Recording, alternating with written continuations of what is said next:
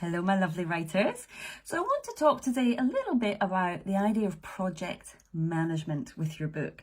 You know, when we start writing, we have this wonderful creative idea and we have characters and we think, oh, what if this happened? And wouldn't it be great if that happened?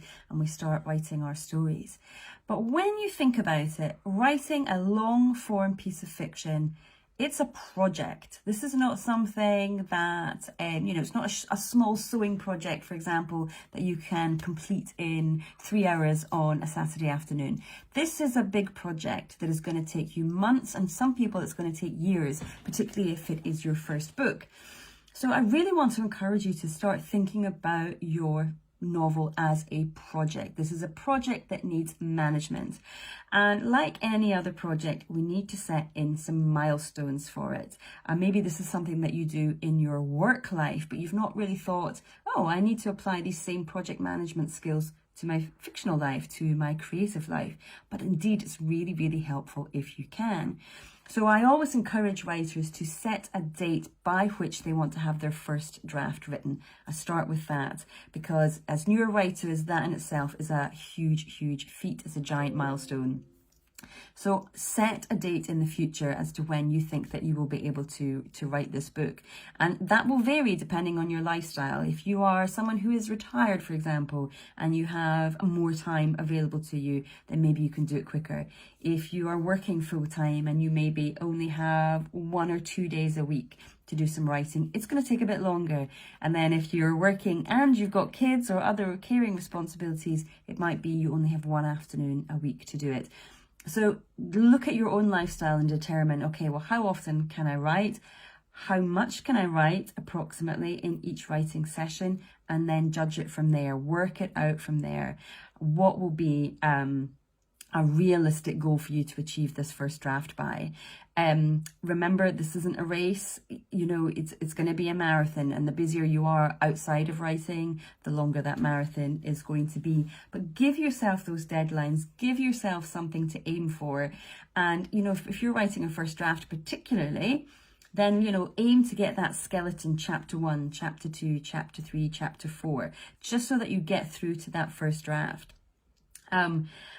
I really want you to see that it doesn't need to be perfect in the first draft. You just need to get something down. You need to keep moving. You need to have that momentum. And what that allows you to do is that then as you finish each chapter, or as you get that first draft, that skeleton draft of each chapter, you can tick it off. So you see the achievements you're making, you see the progress you're making, and it feels like you're getting somewhere with this, that you are actually getting towards that milestone of writing that first draft. If you have software available to you, then that's wonderful as well. You do really see that visual reminder every time you open Scrivener, for example, or Atticus, if you use that. Every time you open it, you see a new chapter. Every time you close it, there's a new chapter in there, which just gives you that feel-good feeling, that little burst of adrenaline, that little... that hormone, the happy hormone that is a serotonin release that makes you feel good, and in turn will make you much more likely to come back to the page because you've got good memories about the last time you were there. So see if you can do that, because it will just help you stay motivated. And as we know with anything that takes time to do, you know, there's ups and downs with it, and we need to find little ways, little cues that keep us motivated, that keep us buoyant, keep us going, remain resilient throughout it all until you get to the end. And if you can, maybe just a little extra tip here, try and get some routine in with that writing. So if you know that you can write 3 or 4 days a week or 3 or 4 sessions a week, try and make them the same sessions 9 out of 10 weeks. You know, try and just get that continuity going.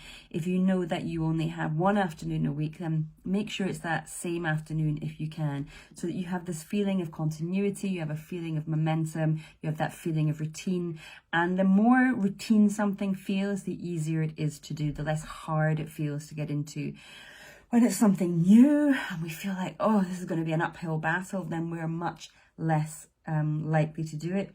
But if we're able to make it writing a routine or in our week, then it's going to feel less stressful, less difficult. And so we're much more likely to turn up and do it. Okay, so set yourself a milestone. When are you going to finish this first draft by? If you use software, then use that to see that you've got these clear set milestones coming up, that you've written chapter 1, chapter 2, chapter 3, and so on, so you can see it. And if you can, really try and establish that routine so that it feels nice and easy as brushing your teeth, say. All right, let me know if this resonates with you. Let me know in the comments too if you've found ways of making writing a regular part of your week, because it's so important to build that routine, that momentum, and keep us going until the end. So I'd love to hear.